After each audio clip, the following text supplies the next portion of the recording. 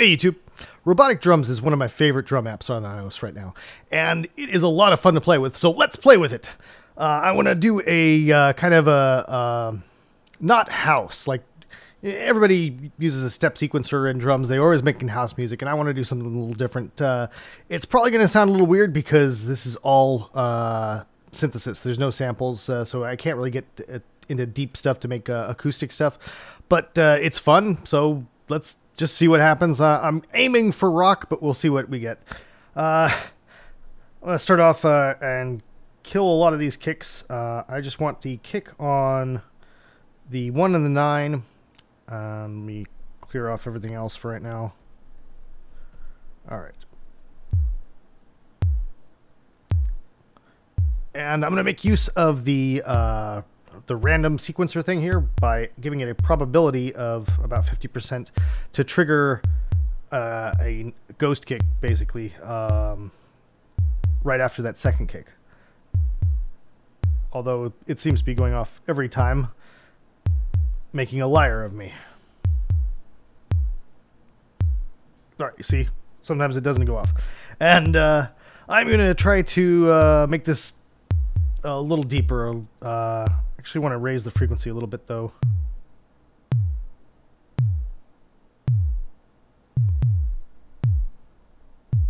I'm raising the mod amount to a drastic amount so that I can hear very clearly what's happening when I tweak the speed and stuff.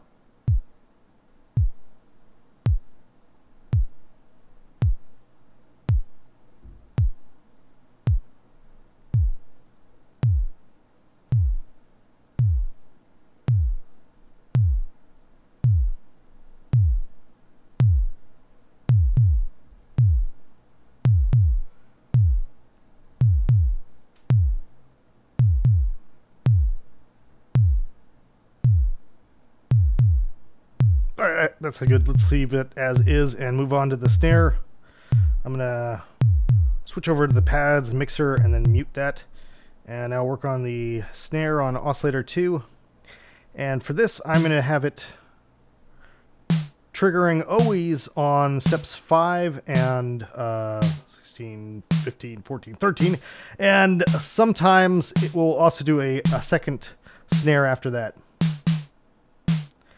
And let's see, usually with snares I like to use ring mods to get kind of this metally sort of hollow sound, but we do not have the luxury of ring mods in this. So what I'm going to do instead is just try to find something that gets me the shape that I'm looking for, which is, in my mind, it's a square, which you hear is like kind of weird and digital, but I'm going to try to now shape this. I'm going to definitely make sure that the frequency of the snare is much higher than the frequency of the kick so that they're distinct. Bring that oscillator volume down just a bit here. Alright, now, so this do is the decay that's, or the mod decay. Like, if I remove that, it doesn't sound as goofy, but I still want to have some decay, or some mod going on to it, but I don't want the decay, I want the LFO, which immediately sounds crazy, but if I slow this down,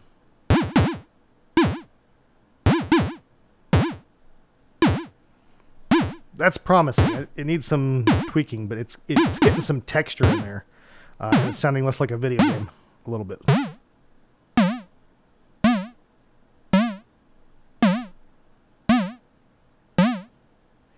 Alright. I know it doesn't sound very much like a snare yet, but give me a minute here. Let me turn that off and switch over into the noise. And you hear that? It's kind of like a hi-hat almost. What I'm going to do here is try to duplicate the metallic-y sound that you get from a ring mod using just this noise into a filter with the resonance. So I'm going to crank up the resonance to a ridiculous amount, and you almost instantly hear that, like, it starts to get metallic-y, right? So I'm going to shape it and try to find a frequency that is similar to the frequency I have for the oscillator here.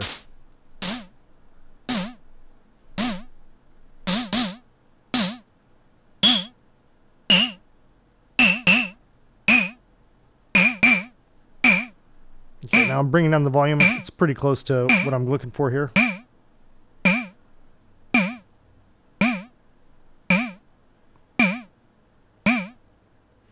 going to bring the decay a little bit down on that noise oscillator.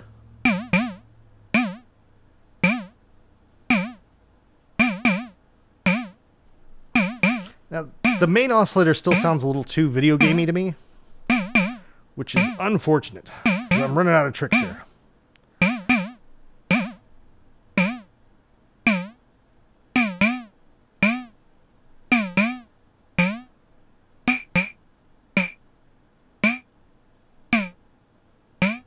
See, I really like that square sound. I'm trying to make that work.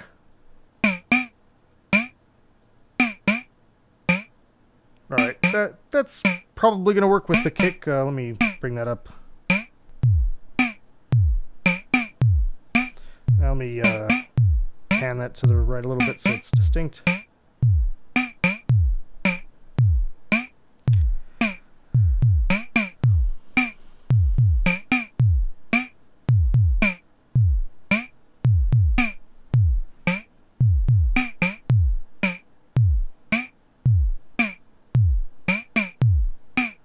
We may have to come back to that, but for now, that's fine. Now I'm going to work on a rim shot here. And I'm going to throw this in, when it's done, it's going to be on like the offbeats, doing something like this. But for right now, just so I can hear it while I'm working on it, I'm cranking it up.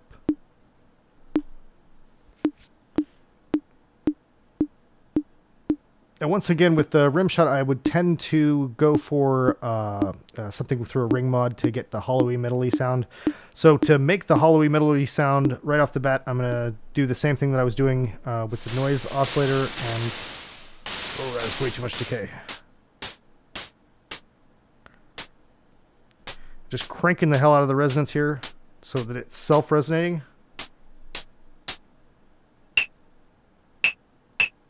You hear how hollow that sounds? That's basically what I'm going for. That's what I would try to do with a ring.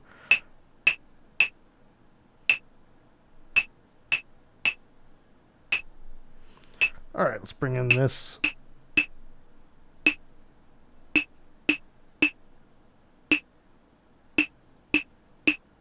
That sounds pretty good. I haven't screwed around with any of the main oscillator bits.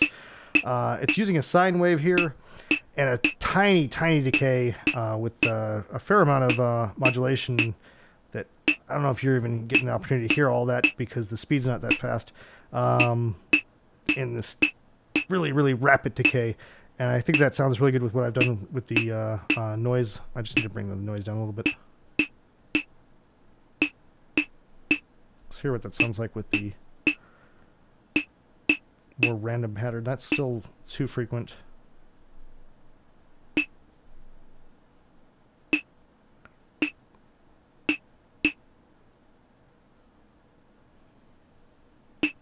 All right, that's good. It's just something that pops in every once in a while to give it a little bit of flavor.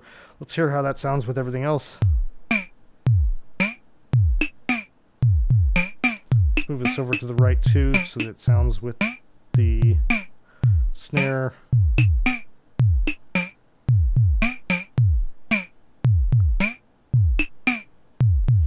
That snare still sounds a little too video gamey for me, but I think it kind of works in this context, so let's go with that.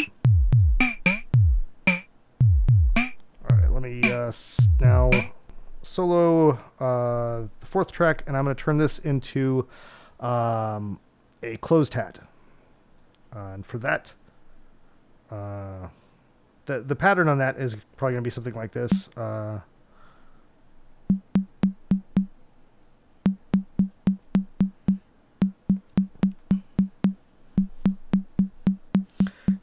You want the... you can screw around with this and do all kinds of probability stuff, but the hat is sort of how you listen to the time in a song, so I don't want to screw around with that too much. We don't need any of the main oscillator here, because this is going to be all noise. And that is way too much decay. I don't want the decay to be too long or else it's going to clash with the open hat. The closed hat is supposed to be a shorter sort of like that, like I've got it right now. And in this case, I'm actually switching it over to a high-pass filter, so I can try to shape it down. We don't really need that much resonance. I mean, you can go like crazy with this and get a really metallic-y sort of thing.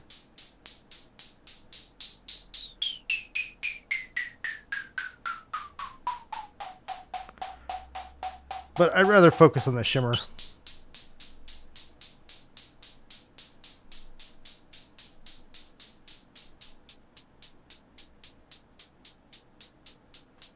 See, that's all shimmer. There's nothing else going on really. You get a little bit of an attack there, and then it's just a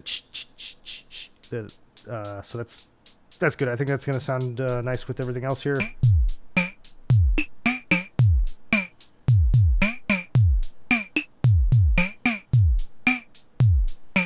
I pulled that off to the left to give it a little bit of space from everything else that's going on. That's bad. That snare is doing all kinds of weird stuff.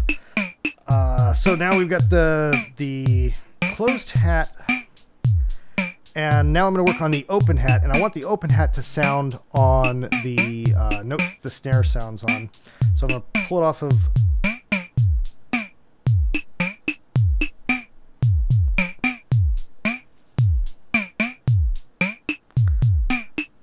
I'm actually going to leave it off of that too.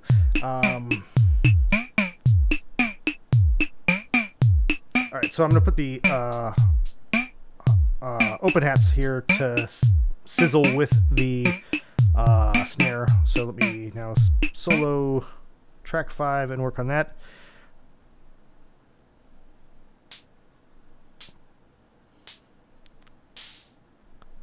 Making sure we don't have any oscillator on this, because once again we're just working with the noise to make that sound. And for this, I actually think I want to throw in a little bit of resonance to give it a little bit more of a metallic-y flavor.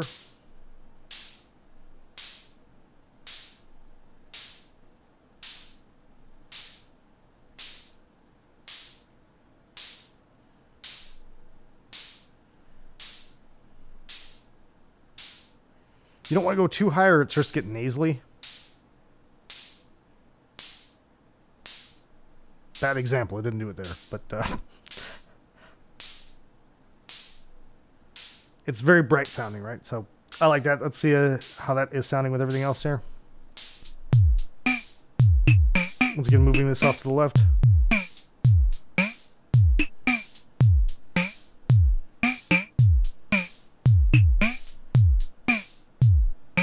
That's pretty damn good.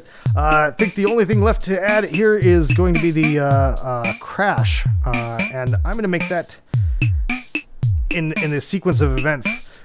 We've got a lot of stuff that's set in stone and some stuff that's a probability.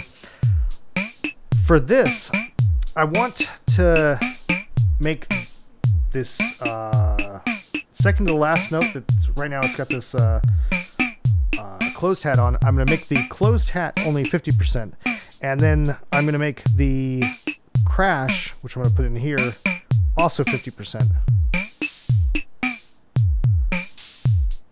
There was already a synthy sound on that, or a cymbal-y sound on that. I don't quite think that matches with what we've got going with everything else, though.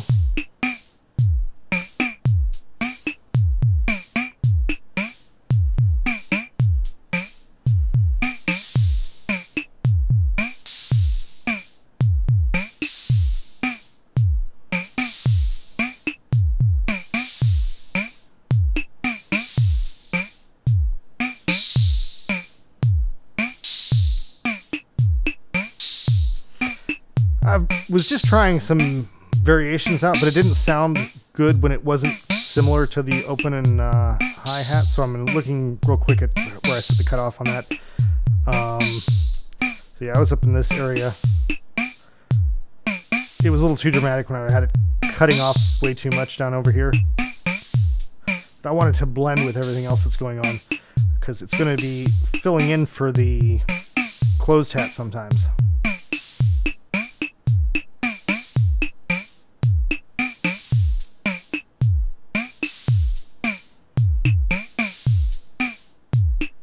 I'm happy with it. It's good. See, this is just a lot of fun to play around with. I'm actually, like, frankly, pretty terrible at synthesizing drum bits. I understand all the principles at it, but I don't know. I always seem to like overthink it too much to the point that I just make shit. So This is a much simpler way to approach drum synthesis, and I find it fun. It's actually kind of relaxing because you've got the very simple set of you can do this and just play around with that and have fun. Half of the things I come up with this are just trial and erroring and listening to different beats and the rhythm and stuff. It's a lot of fun. I highly recommend checking this one out. Thank you very much to my patrons for sponsoring me on Patreon. If you would like to do so, I'm going to have a link over here that'll explain why I'm seeking Patreon funding to do these videos. Because honestly, it takes a while to make these, at least make these look professional. So, thank you very much. Take it easy, guys.